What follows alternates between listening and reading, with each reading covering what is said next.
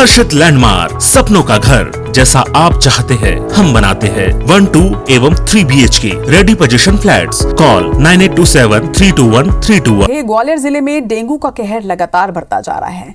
ग्वालियर के अलग अलग लैब में कुल 309 सैंपल की जांच की गई, जिसमें से 167 लोग पॉजिटिव निकले हैं, यानी कि 54% मरीजों की जांच रिपोर्ट पॉजिटिव आई है। इसमें 110 मरीज अकेले ग्वालियर के ही हैं। वहीं चिंता की बात यह है कि ग्वालियर के 110 मरीजों में 65 की उम्र से 18 साल से कम है।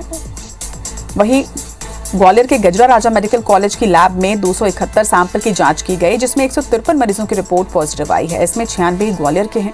वहीं जिला अस्पताल की लैब में कुल 38 सैंपल जांचे गए, इनमें 14 लोगों की रिपोर्ट पॉजिटिव मिली है। ये सभी मरीज ग्वालियर के बताए जा रहे हैं। बाकी के 57 मरीज प्रदेश के दूसरे जिलों के अलावा यूपी और राजस्थान के जिलों के हैं। वहीं जिस तेजी से शहर में डेंगू के केस सामने आ रहे हैं, उसे देखते हुए जय आरोग्य चिकित्सालय और इसके साथ ही जिला अस्पताल में मरीजों के लिए बेड बढ़ाने की तैयारी की जा रही है। जिला अस्पताल में भी वर्तमान में डेंगू के लिए अलग से वार्ड बनाया गया है।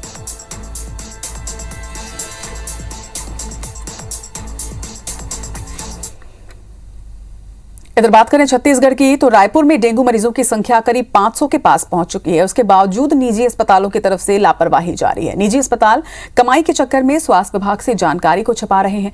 5 दिन पहले पूर्व विधानसभा अध्यक्ष गौरीशंकर अग्रवाल को डेंगू की पुष्टि हुई, लेकिन इसकी जानकारी अभी तक नहीं भेजी गई है। वहीं रायपुर से एमएचओ बता रहे हैं कि अस्पताल को नोटिस भेजा गया है। इधर रायपुर मेडिकल कॉलेज से रिपोर्ट आने में भी देरी हो रही है। सरकारी छुट्टी के कारण बीते 10 दिनों से रायपुर मेडिकल कॉलेज ने डेंगू की रिपोर्ट नहीं भेजी है और ऐसे में लोग झूला छाप डॉक्टरों के पास जा रहे हैं। स्वास्थ्य विभाग भी लक्षण आधारित इलाज कर रहा है। प्राइवेट हॉस्पिटल ने अभी थोड़ी सी लापरवाही की है कि अभी हमने उनको परमिशन दिया है। उन्हें लगा कि हमें परमिशन मिल गई है और वो हमें एक केस जो पॉजिटिव आया था उसकी रिपोर्ट नहीं दी है, लेकिन अभी हमने उनसे बात कर ली है। अब वहां से भी रिपोर्ट हमको नियमित रूप से मिलने लगेगी।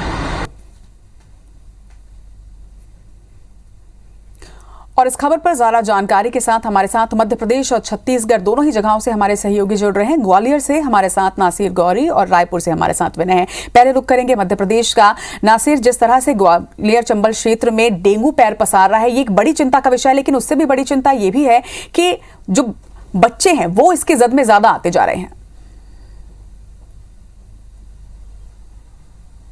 बिल्कुल जाहिर सी बात है, क्योंकि ग्वालियर चंबल संभाग में डेंगू है बहुत तेजी से बढ़ रहा है। ये दूसरा दिन है जब डेंगू के जो पॉजिटिव मरीजों की संख्या 110 है, जिसमें सबसे ज्यादा जो संख्या है वो कहीं ना कहीं बच्चों की, 18 साल से कम बच्चों उम्र के लोगों की है, जिसको लेकर बड़ी चिंता की बात है। हालांकि इस मामले को लेकर स्वास्थ्य विभाग और प्रशासन सचेत है। उसने 18 ऐसे पॉइंट निर्धारित किए हैं जहां पर ये डेंगू का लार्वा ज्यादा मिला है। वहां पर तो उन जगहों पर अब अलर्ट के तौर पर फॉगिंग तो की जा रही है, साथ ही जिनके घर पर अगर लार्वा मिल रहा है और फिर दोबारा से अगर उनके घर पर लार्वा मिलता है तो उन लोगों के नाम सार्वजनिक किए जाएंगे और चस्पा किए जाएंगे और बताया जाएगा कि कॉलोनी में अगर डेंगू फैल रहा है तो वो इन लोगों के कारण फैल रहा है। लेकिन सबसे चिंता की बात यह है कि अब जो डेंगू का जो आंकड़ा है ग्वालियर में 800-900 के करीब पहुंच गया है, जो प्रदेश में मेरे ख्याल से सबसे ज्यादा है, और जिसको लेकर स्वास्थ्य विभाग और प्रशासन की चिंता है। और उसने जयरोग अस्पताल में बेड बढ़ाने के लिए और जिला अस्पताल में भी बेड बढ़ाने की कोशिशें हैं वो शुरू कर दी है, क्योंकि लगातार जिस तरह से डेंगू बहुत तेजी से जो आगे बढ़ रहा है वो कहीं ना कहीं चिंता बनती जा रही है। तो अब स्वास्थ्य विभाग अलर्ट मोड में आया, लेकिन अब अलर्ट मोड में तब आया है जब डेंगू के इतने बड़े संख्या में पॉजिटिव पाए गए हैं। हालांकि ये मामला पूरा हाईकोर्ट की जबलपुर बेंच में भी पहुंच चुका है। उन्होंने डायरेक्शन भी दिए थे, जो सीजनेबल बीमारी से पीड़ित हो रहे हैं, डेंगू से पीड़ित हो रहे हैं, उनके लिए क्या इंतजाम किए।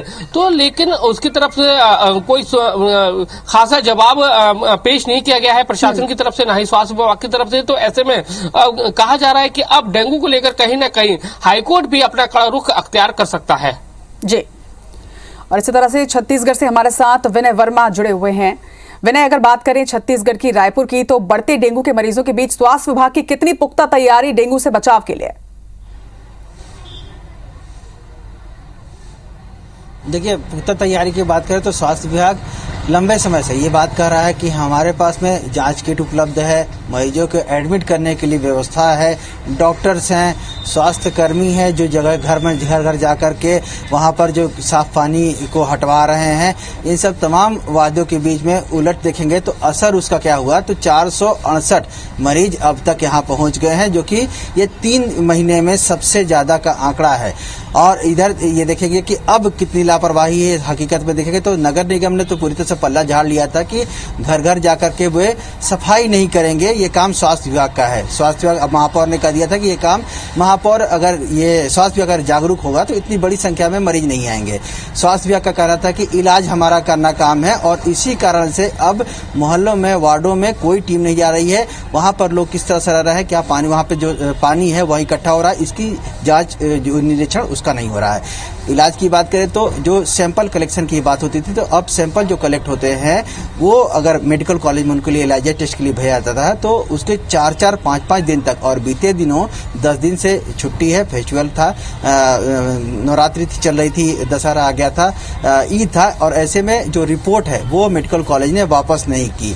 निजी अस्पतालों को छूट दी गई है कि आप जांच करें वहां पर लोगों की, लेकिन उसकी जानकारी हम तक मुहैया कराएं ताकि एक समग्र योजना और स्वास्थ्य विभाग को ये जानकारी रहे कि कितनी संख्या में मरीज डेंगू के मिल रहे हैं या अन्य बीमारियों के मिल रहे हैं, तो एक समग्र योजना बना करके उसके ऊपर में एक्शन लिया जा सकता है। लेकिन निजी अस्पतालों में इसकी जानकारी नहीं भेज रहे हैं। और एक बड़े अस्पताल की बात है कि वहां पर एक पूर्व विधानसभा अध्यक्ष गौरीशंकर अग्रवाल एडमिट थे, बीते 5 दिन हो गया, लेकिन उसकी जानकारी अब तक निजी अस्पताल ने स्वास्थ्य विभाग को नहीं दी।